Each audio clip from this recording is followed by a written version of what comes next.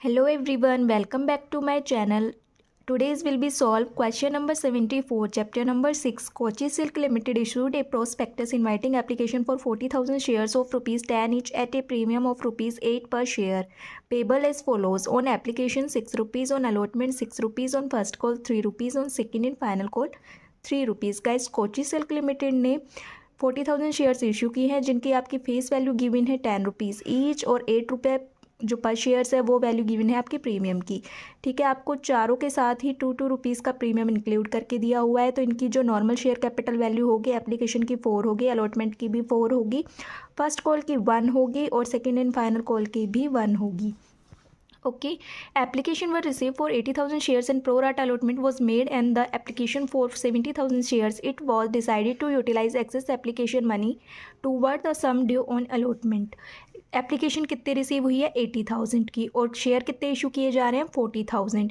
तो बोला गया है कि जिन्होंने 70,000 के लिए अप्लाई किए थे उन्हें अलॉट किए जाएंगे जितने शेयर्स इशू किए जा रहे हैं, आई मीन 40,000 शेयर्स। जो बाकी बचेंगे उन्हें अलॉटमेंट के साथ एडजस्ट कर दिया जाएगा। X to whom 1200 shares were allotted failed to pay the allotment money and on his subsequent failure to pay the first call his share were forfeited.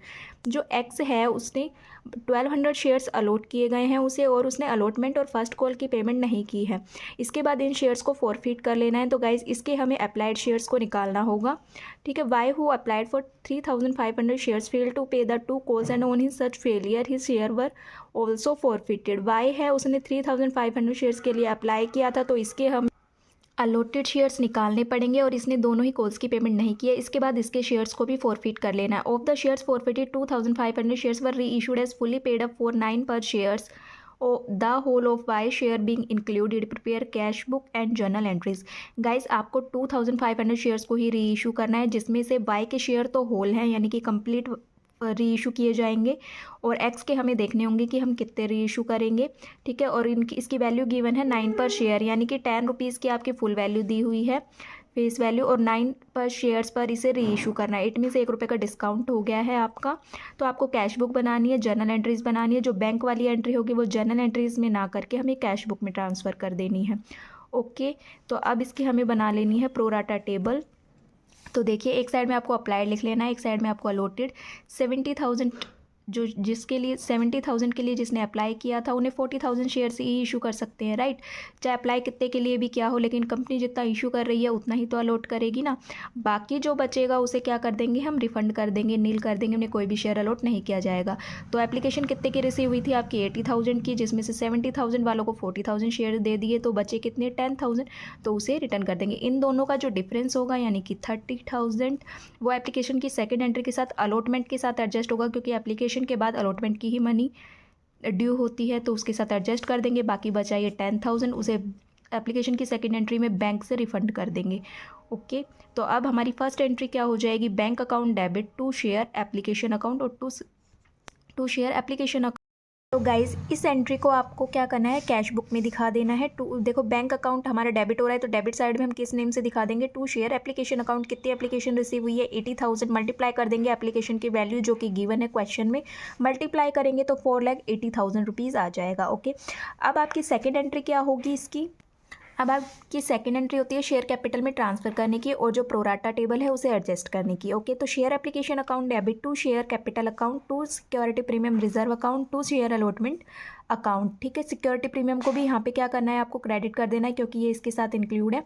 तो यहाँ पे क्या आ जाएगा गाइज आपका 4,000। शेयर कैपिटल में कितने शेयर इशू किए गए हैं 40,000 इंटू 4। ठीक है, जो नॉर्मल वैल्यू है फेस वैल्यू एप्लीकेशन की उससे मल्टीप्लाई करेंगे तो 1,60,000 आ जाएगा। उसके बाद 40,000 को सिक्योरिटी प्रीमियम रिजर्व की वैल्यू से मल्टीप्लाई करेंगे तो वो 80,000 आ जाएगा। और गाइज यहाँ पे हमें टू शेयर अलॉटमेंट को एडजस्ट कर देना है। कितना डिफरेंस आया था हमारा 30,000 आया था, 70,000 वालों को 40,000 दिया था तो इनका डिफरेंस आया था 30,000। इसे एप्लीकेशन की वैल्यू से मल्टीप्लाई कर देंगे तो ये आ जाएगा आपका 1,80,000।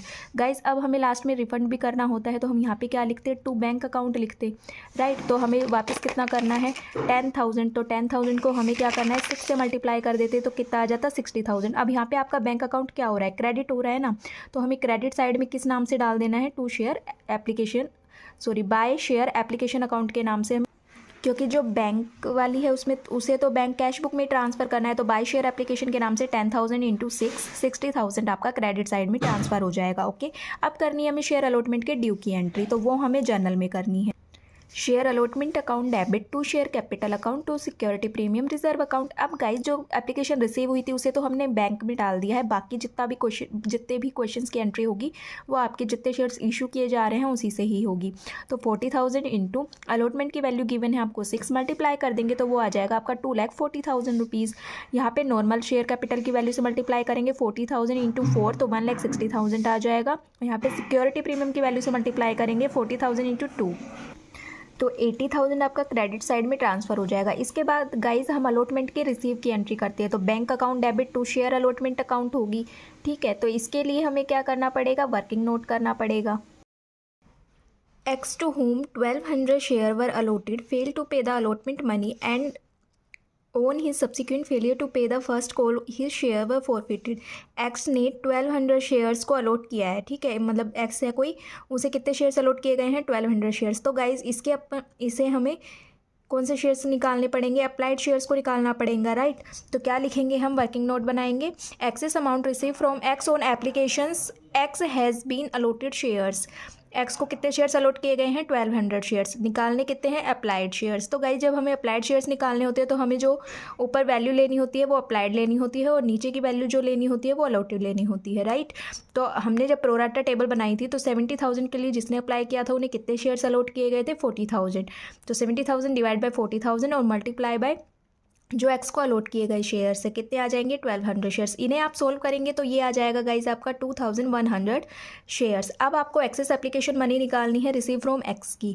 ठीक है, तो मीन्स X ने अप्लाई तो 2100 के लिए किया था लेकिन इसे कितने शेयर्स मिले 1,200 शेयर्स। आप माइनस करेंगे तो कितना शेयर आ जाएगा आपका 900 शेयर्स। अब आपको एक्सेस एप्लीकेशन मनी निकालनी है कि कितना मिल गया होगा एप्लीकेशन के टाइम पे। तो एप्लीकेशन की वैल्यू से आप मल्टीप्लाई कर देते हैं तो गाइज ये आ जाएगा आपका 5,400 शेयर्स। ठीक है, अब आपको simple amount due from X on allotment, ये एप्लीकेशन किया था हमने कि कितना एक्सेस रिसीव हुआ है, अब हमें अलॉटमेंट की ड्यू करनी है। तो X को कितने शेयर्स अलॉट किए गए हैं 1,200 शेयर जो कि आपके क्वेश्चन में गिवन है, मल्टीप्लाई कर देंगे अलॉटमेंट की वैल्यू से। तो गाइज ये आ जाएगा आपका 7,200 शेयर्स, माइनस कर देंगे जो एप्लीकेशन के साथ रिसीव हुआ है एक्सेस में। 5,400 को माइनस कर दोगे तो आपका एरियर आ जाएगा 1,800 शेयर जिस पे अलॉटमेंट की पेमेंट नहीं की है X ने। ठीक है, तो ये एरियर है। अब आपको total amount due on allotment करना है, तो कितने शेयर इशू किए जा रहे हैं 40,000। अलॉटमेंट की वैल्यू से आप मल्टीप्लाई कर देंगे तो ये आ जाएगा 2,40,000। ठीक है, इसमें से माइनस करेंगे एक्सेस रिसीव ऑन एप्लीकेशन जो एप्लीकेशन पे रिसीव हुआ था इशू के टाइम पे।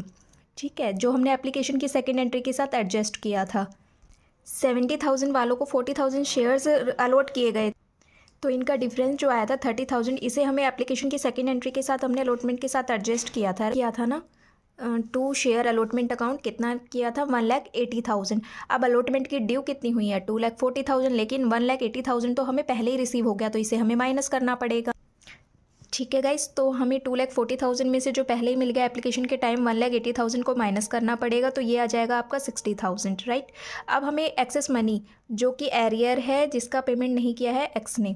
ठीक है, कितना एरियर आया था अपना 1,800 शेयर्स, तो इसे भी माइनस कर देंगे तो आपका अमाउंट कितना रिसीव होगा अलॉटमेंट का 58,200।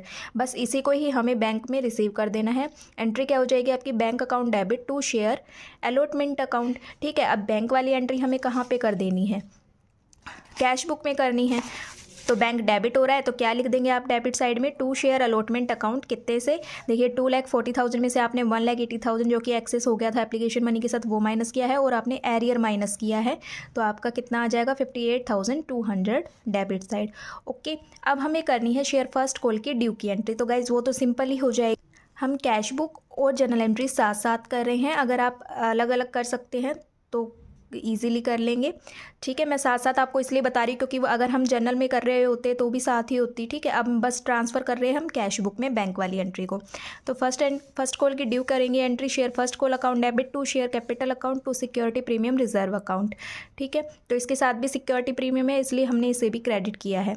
40,000 शेयर इशू किए जा रहे हैं, वैल्यू गिवन है आपको 3 रुपीज़, मल्टीप्लाई कर देंगे तो 1,20,000 आपका डेबिट साइड आ जाएगा। उसके बाद 40,000 को मल्टीप्लाई करेंगे शेयर कैपिटल की वैल्यू से तो 1 है, 40,000 आ जाएगा। आप 40,000 को मल्टीप्लाई करेंगे सिक्योरिटी प्रीमियम रिजर्व की वैल्यू से जो कि 2 है, तो ये आ जाएगा आपका 80,000। अब वही सेम प्रोसेस इसके बाद आपको क्या करनी है, बैंक वाली एंट्री करनी है। तो बैंक की एंट्री क्या हो जाती है, bank account debit to share first call account, right. तो बैंक की एंट्री हमें कहाँ करनी होगी, कैश बुक में करनी होगी।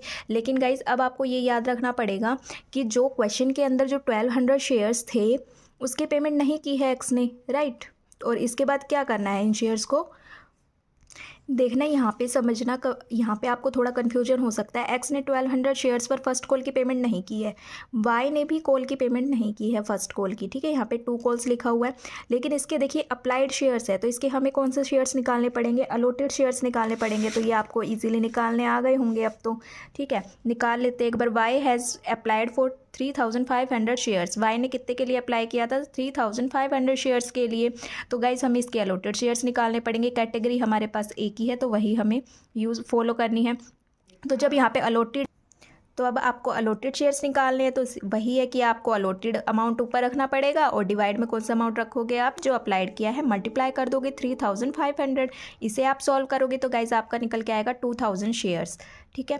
अब 40,000 में से देखिए एक्स ने नहीं दिया है, 1200 शेयर्स की पेमेंट नहीं की है, तो कितना आ जाएगा 38,800। और वाई ने भी 2000 शेयर्स की पेमेंट नहीं की है। देखिए अलॉटेड ये आया है तो आपको इससे क्वेश्चन करना है, ना कि इससे।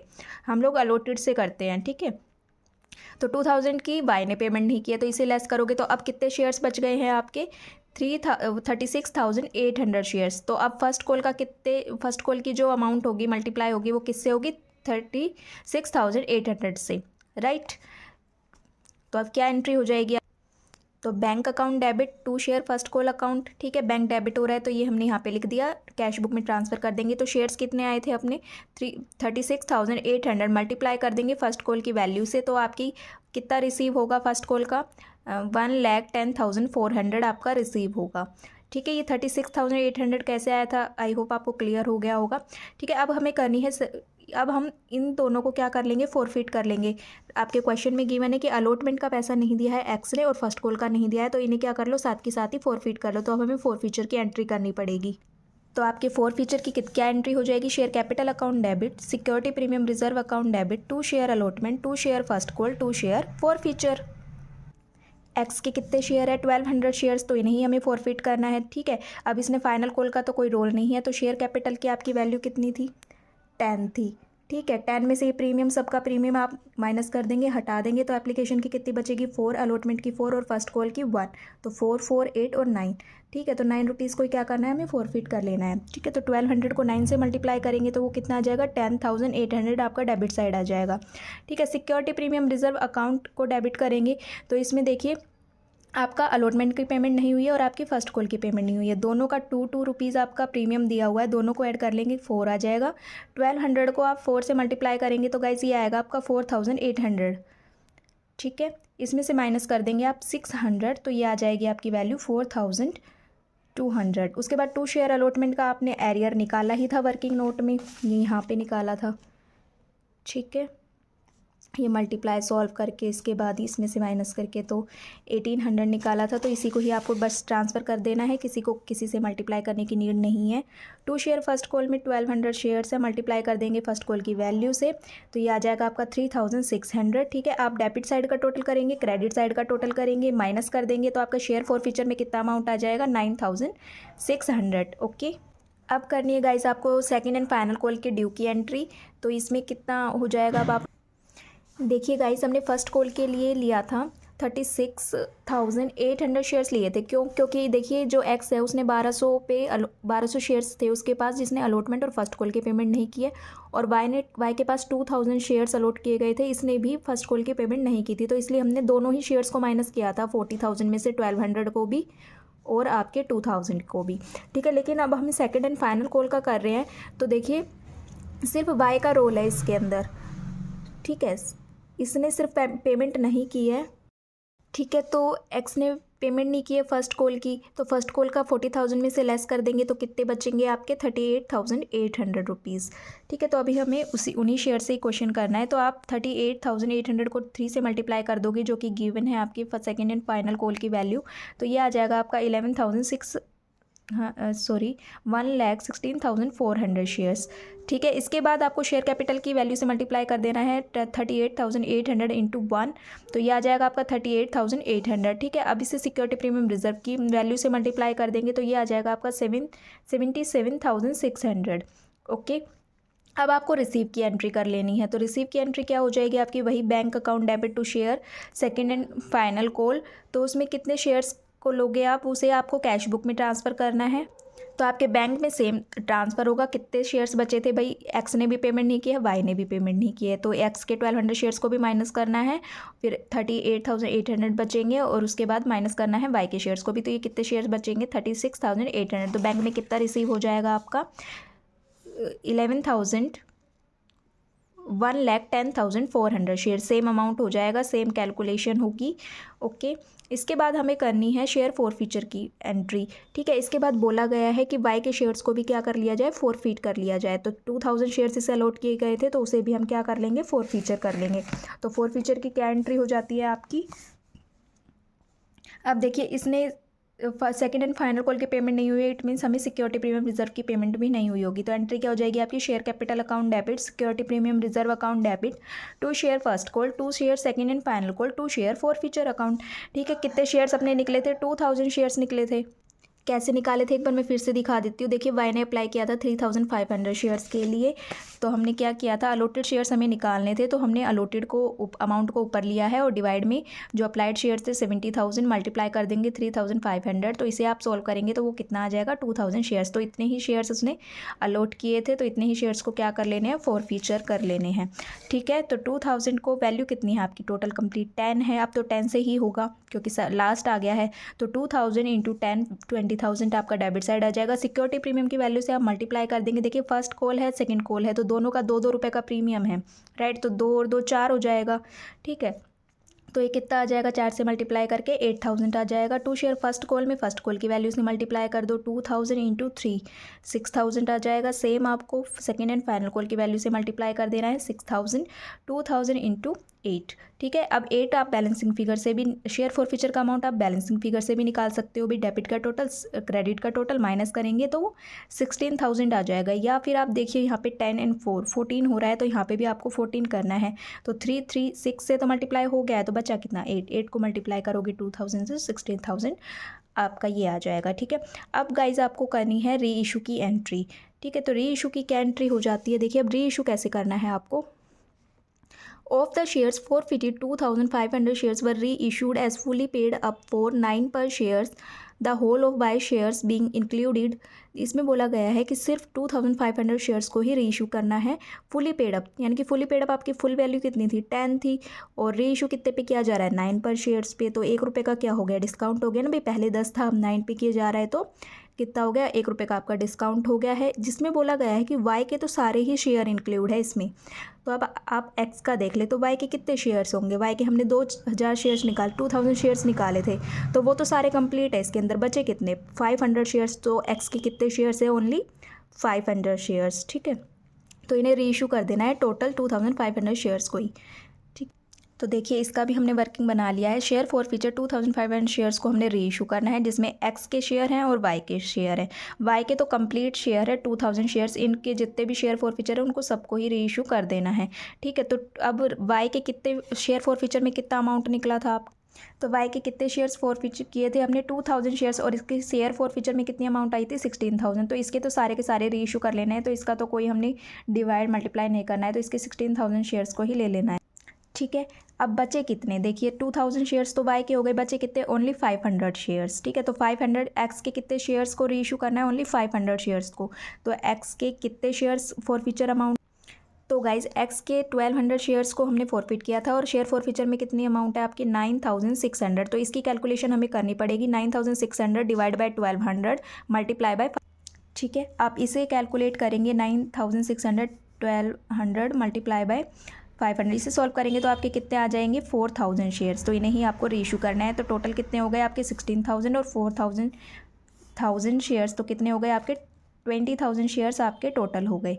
ठीक है, तो अब आपकी एंट्री क्या बनती है guys, bank account debit, share forfeiture account debit. देखिए यहाँ पे बनेगी bank account debit, share forfeiture account debit to share capital account. तो बैंक तो हमें यहाँ पे डालना नहीं है, ठीक है। तो बैंक में कितना आ जाता है आपका, कितना आएगा बैंक में आपका, वही 20,000 आ जाता है, क्योंकि 16,000 आपका वाई का है और एक्स का कितना है आपका 4,000। तो टोटल आ जाता है आपका वही 20,000, ठीक है। शेयर फॉर फीचर में आप कैसे डालोगे, शेयर फॉर फीचर में आप डाल देते हैं यहाँ पे। तो गाइज देखिए, अगर हम जर्नल में कर रहे होते तो ये एंट्री होती है आपकी bank account debit, share forfeiture account debit to share capital account. अब कितने शेयर रीइशू करने हैं, 2,500 शेयर, जो कि आपके क्वेश्चन में गिवन है, और वैल्यू कितनी गिवन है आपकी 9 पर शेयर्स। तो मल्टीप्लाई कर देंगे तो बैंक में कितना रिसीव होगा आपका 22,500 शेयर्स। और शेयर फॉरफीचर में ₹1 का डिस्काउंट है, तो 2,500 को 1 से मल्टीप्लाई करेंगे तो आपका 2,500 आ जाएगा। और टू शेयर कैपिटल में आपकी टोटल वैल्यू से मल्टीप्लाई हो जाएगी 10 से, तो ये आपका 25,000 आ जाएगा। तो अब हमें जर्नल के अंदर तो ये दिखानी नहीं है कंप्लीट, जर्नल में तो हम सिर्फ इतनी दिखाएंगे, और कैश बुक में हम दिखा देंगे बैंक वाली। तो बैंक में बैंक डेबिट हो रहा है तो डेबिट साइड में क्या लिखेंगे, टू शेयर कैपिटल, और अमाउंट कितना आ जाएगा 22,500 शेयर्स, ठीक है। तो बस यही ट्रांसफर कर देंगे यहाँ पे डेबिट साइड में, to share capital account 22,500 shares. और जर्नल में एंट्रीज क्या हो जाएगी आपकी, share forfeiture account debit to share capital account, कितने से 2,500 से 2,500 से, ठीक है। अब आपको निकालना है कैपिटल रिजर्व का अमाउंट, कि कैपिटल रिजर्व का अमाउंट कैसे ट्रांसफर करेंगे आप। देखिए अब आपका एक्स का और ये टोटल आपका 20,000 निकला था यहाँ पे भाई, वाई का हमने 16,000 लिया था जो कि शेयर फॉरफीचर का अमाउंट था, और इसमें शेयर फॉरफीचर का अमाउंट 9,600 था। ये सॉल्व किया तो 4,000 आया था, तो ये कितना आया था 20,000। गाइज अब हमारा लॉस ऑन री इशू पर जो डिस्काउंट होता है वही हम लॉस कंसीडर करते हैं।